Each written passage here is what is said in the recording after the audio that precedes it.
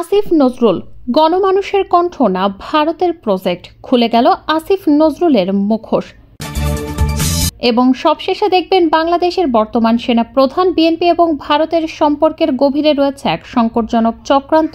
গোপন খবর ফাঁস করে দিলেন পিনাকি ভট্টাচার্য। এতক্ষণ শুনছিলেন সংবাদ শিরোনাম, এখন থাকছে বিস্তারিত। পিনাকি ভট্টাচার্য বলেন, বাংলাদেশে যার ভেতরে ভেতরে ভারতের এজেন্ডা বাস্তবায়ন করে যারা, তাদের মধ্যে আসিফ নজরুল অন্যতম। সোজা কথা, এই লোকটা ভারতের প্রজেক্ট। মুখে বলে সরকার বিরোধী কথা, কিন্তু তার প্রতিটা অবস্থান ভারতের স্বার্থে যায়। এইভাবে দেশপ্রেমের মুখোশ পরে রাষ্ট্রবিরোধী এজেন্ডা চালায়। পিনাকি বলেন, কলকাতা গিয়ে কার সঙ্গে বৈঠক করে, কেন করে, কে পাঠায়, ওখানে গিয়েই শুরু হয় আসল নাটক।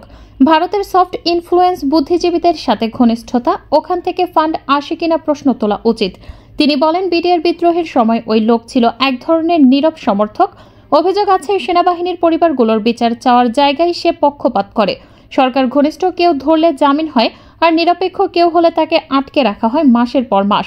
বিচার কি তাহলে আসিফ নজরুলের হাতে? সে কি সুপ্রিম কোর্ট? পিনাকি ভট্টাচার্য বলেন, সবচেয়ে ভয়ঙ্কর বিষয় হলো এই লোক টাকার বিনিময়ে হাসিনার দুর্নীতিবাজদের পালিয়ে যেতে সাহায্য করছে। ভারতে পালানো কয়েকজনের পেছনেই আসিফ নজরুলের হাত আছে বলে গোয়েন্দা মহলে কানাঘুষো চলছে। ভিসা প্রসেসিং থেকে শুরু করে আইনগত কাগজ, সব ব্যবস্থা সে করে দিচ্ছে। কেন করছে, কে তাকে এত ক্ষমতা দিল? পিনাকি ভট্টাচার্য বলেন, আসিফ নজরুল দেশের জন্য বিপজ্জনক। সে আইনজীবী, শিক্ষক, বুদ্ধিজীবী, এই পরিচয়গুলো ব্যবহার করে ভারতের পক্ষে লবি চালায়, বিচার ব্যবস্থায় প্রভাব ফেলে এবং নিজের স্বার্থে সবকিছু চালায়। এমন লোকদের মুখোশ খুলে দেওয়া জরুরি, না হলে একদিন বাংলাদেশ সত্যিকারের বিপদে পড়বে। ওয়াকারুজ্জামান, বিএনপি এবং ভারত, এই তিনটি পক্ষের সম্পর্ক বর্তমানে বাংলাদেশের রাজনৈতিক দৃশ্যপটে একটি বিপজ্জনক ত্রিভুজ সৃষ্টি করেছে। পিনাকি ভট্টাচার্য জানান, বাংলাদেশের সার্বভৌমত্ব এবং রাজনৈতিক স্বাধীনতা বরাবরই হুমকির সম্মুখীন। ওয়াকারুজ্জামান এবং বিএনপির রাজনৈতিক কৌশল ভারতের স্বার্থের সাথে মেলে, যা দীর্ঘদিন ধরে একটি পুঞ্জীভূত সংকটের দিকে নিয়ে যেতে পারে। ওয়াকারুজ্জামান, বিএনপি এবং ভারতের ত্রিভুজ সম্পর্ক বাংলাদেশের জন্য শুধুমাত্র একটি রাজনৈতিক তাস নয়, বরং একটি বড় সংকট। এদের মধ্যে সম্পর্ক প্রতিনিয়ত বিপরীতমুখী। যখন এক পাশে হয়তো সংকীর্ণ সামরিক স্বার্থ, অন্য পাশে ভারতীয় কূটনীতি, আর তৃতীয় পক্ষ বিএনপি, যা সবসময় দুইমুখী স্রোত ধরে রাখতে চায়। পিনাকি ভট্টাচার্য এমনকি বলেন, এই সম্পর্ক যখন কখনো দৃঢ় হয়, তখন জনগণের মুক্তি এবং ভবিষ্যৎ তাতে প্রতিরোধ সৃষ্টি করে। পিনাকি ভট্টাচার্যের বিশ্লেষণ অনুযায়ী বাংলাদেশের বর্তমান সেনাপ্রধান বিএনপি এবং ভারতের সম্পর্কের গভীরে রয়েছে এক সংকটজনক চক্রান্ত, যা দেশের ভবিষ্যৎ এবং গণতন্ত্রের প্রতি বিপদ সৃষ্টি করতে পারে। ওয়াকারুজ্জামান বাংলাদেশ সেনাবাহিনীর বর্তমান প্রধান। তিনি কেবল একজন সেনাপ্রধানই নন, বরং দেশটির সামরিক ও রাজনৈতিক শক্তির এক গুরুত্বপূর্ণ অংশ। তবে পিনাকি ভট্টাচার্য মন্তব্য করেন, ওয়াকার বাংলাদেশের সেনাবাহিনীকে এমনভাবে পরিচালনা করছেন যাতে দেশে রাজনৈতিক অস্থিরতা বজায় থাকে। পিনাকি ভট্টাচার্য মনে করেন, ওয়াকারুজ্জামান একাধারে সেনাবাহিনীর ওপর কর্তৃত্ব বজায় রেখে দেশের রাজনৈতিক গতি নির্ধারণেও তীব্রভাবে হস্তক্ষেপ করছেন। তিনি সশস্ত্র বাহিনীর শক্তির মাধ্যমে দেশের গণতান্ত্রিক প্রক্রিয়াকে একদিকে সমর্থন, আবার অন্যদিকে সীমিত করতে সাহায্য করছেন। এমনকি তার নেতৃত্বে সেনাবাহিনী বিশেষভাবে বিএনপির রাজনৈতিক আদর্শের সাথে গোপন সম্পর্ক তৈরি করেছে। ভারত বাংলাদেশের প্রধান প্রতিবেশী দেশ, বিভিন্ন কারণে বাংলাদেশের রাজনীতিতে প্রভাব বিস্তার করতে চেয়েছে। পিনাকি ভট্টাচার্য বলেন, ভারত একটি কৌশলগত প্ল্যান গ্রহণ করেছে যাতে বাংলাদেশের নেতৃত্বের মধ্যে একটা সুস্পষ্ট বিভাজন সৃষ্টি হয়, বিশেষত সেনাপ্রধান ও রাজনৈতিক নেতাদের মধ্যে। এখানে সবচেয়ে গুরুত্বপূর্ণ প্রশ্ন হলো, কিভাবে ওয়াকারুজ্জামান ভারতের প্রতি নমনীয় থাকতে চেয়েছেন। ভারত কখনো বাংলাদেশকে একটি শক্তিশালী জাতি হিসেবে দেখতে চায়নি, বরং তারা চেয়েছিল যে বাংলাদেশের ভূখণ্ডে বিচ্ছিন্নতাবাদী শক্তি বৃদ্ধি না পায় এবং তারা প্রতিবেশী দেশ হিসেবে স্থিতিশীলতা বজায় রাখতে চেয়েছিল। তবে পিনাকি ভট্টাচার্য বলছেন, ভারত বাংলাদেশকে একটি সংকীর্ণ পথের মধ্যে আটকে রেখেছিল, যেখানে জাতীয় স্বার্থ এবং সামরিক শক্তির মধ্যে ভারসাম্য বজায় রাখা কঠিন হয়ে পড়েছিল। ওয়াকারুজ্জামান যে সমঝোতার অংশ হিসেবে ভারতকে এক ধরনের কৌশলগত সুবিধা প্রদান করেছিলেন, তা পিনাকি মনে করেন এটি বাংলাদেশের জনগণের প্রতি এক ধরনের চক্রান্ত ছিল। বিএনপি ভারত বিরোধী একটি শক্তিশালী রাজনৈতিক দল, কিন্তু তাদের মধ্যে কখনোই আন্তরিক ভারত বিরোধী মনোভাব ছিল না। পিনাকি ভট্টাচার্য বলেন, বিএনপির মধ্যে ভারত বিরোধী জাতীয়তাবাদী স্লোগান থাকলেও বাস্তবে তারা কখনো ভারতের সাথে সম্পর্ক খারাপ করেনি এবং গোপনে ভারতের স্বার্থ রক্ষা করেছিল। 1991 সালের পর থেকে বিএনপি কৌশলে ভারতের সাথে সম্পর্ক গড়ে তোলে, যদিও তারা প্রকাশ্যে ভারত বিরোধী জাতীয়তাবাদী স্লোগান দিয়ে জনগণের সমর্থন অর্জন করার চেষ্টা করেছিল। পিনাকি ভট্টাচার্য উল্লেখ করেন, বিএনপি এবং সেনাবাহিনীর গোপন সম্পর্ক ভারতের সাথে রাজনৈতিক ব্যবস্থাকে রুদ্ধ করে দিচ্ছিল এবং এতে দেশের গণতন্ত্রের মান ক্ষুণ্ণ হচ্ছিল।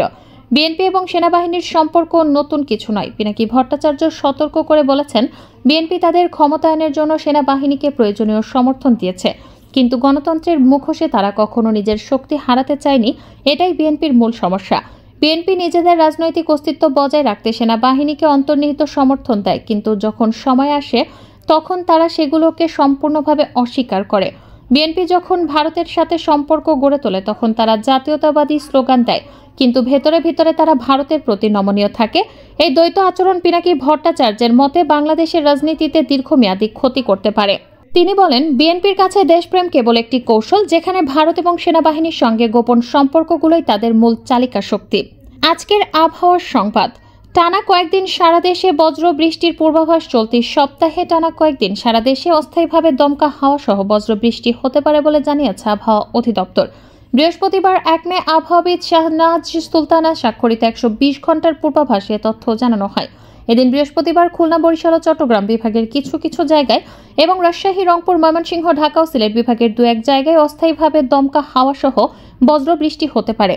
সারা দেশে দিনের তাপমাত্রা 1 থেকে 2 ডিগ্রি বৃদ্ধি পেতে পারে এবং রাতের তাপমাত্রা প্রায় অপরিবর্তিত থাকতে পারে। শুক্রবার 2 মে চট্টগ্রাম ও সিলেট বিভাগের কিছু কিছু জায়গায় এবং রংপুর, রাজশাহী, ময়মনসিংহ, ঢাকা, খুলনা ও বরিশাল বিভাগের 2-1 জায়গায় অস্থায়ীভাবে দমকা হাওয়া সহ বজ্রসহ বৃষ্টি হতে পারে। সারা দেশে দিন এবং রাতের তাপমাত্রা প্রায় অপরিবর্তিত থাকতে পারে।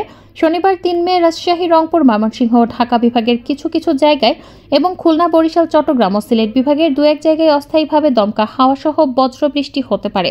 সেই সঙ্গে সারা দেশে দিনের তাপমাত্রা সামান্য হ্রাস পেতে পারে এবং রাতের তাপমাত্রা প্রায় অপরিবর্তিত থাকতে পারে। রোববার 4 মে রাজশাহী এবং খুলনা বিভাগের কিছু কিছু জায়গায় এবং রংপুর, ময়মনসিংহ, ঢাকা, বরিশাল, চট্টগ্রাম ও সিলেট বিভাগের 2-1 জায়গায় অস্থায়ীভাবে দমকা হাওয়া সহ বজ্র বৃষ্টি হতে পারে। একই সঙ্গে সারা দেশে দিনের তাপমাত্রা সামান্য হ্রাস পেতে পারে এবং রাতের তাপমাত্রা প্রায় অপরিবর্তিত থাকতে পারে। সোমবার 5 মে রংপুর, ময়মনসিংহ এবং সিলেট বিভাগের 2-1 জায়গায় অস্থায়ীভাবে দমকা হাওয়া সহ বজ্রসহ বৃষ্টি হতে পারে। এছাড়া দেশের অন্যত্র অস্থায়ীভাবে আংশিক মেঘলা আকাশ সহ আবহাওয়া প্রধানত শুষ্ক থাকতে পারে। সারা দেশে দিন এবং রাতের তাপমাত্রা 1 থেকে 2 ডিগ্রি বৃদ্ধি পেতে পারে। দিনে আবহাওয়া অধিদপ্তর আরও জানায়, আগামী 5 দিনে রাত ও দিনের তাপমাত্রা আরও বৃদ্ধি পেতে পারে। বাংলাদেশের ইতিহাসের সবচেয়ে দীর্ঘ সময় 2013 থেকে 2023 সাল পর্যন্ত আওয়ামী লীগ শাসন আমলে টানা 2 মেয়াদে 10 বছর এবং 2013 সালের আগে সাবেক রাষ্ট্রপতি জিল্লুর রহমান অসুস্থ থাকাকালীন ও তার মৃত্যুর পর কিছুদিন সব মিলিয়ে 10 বছরের বেশি সময় রাষ্ট্রপতির দায়িত্ব পালন করেন মোহাম্মদ আব্দুল হামিদ। গণপূর্ত মন্ত্রণালয় সূত্র জানিয়েছে 2017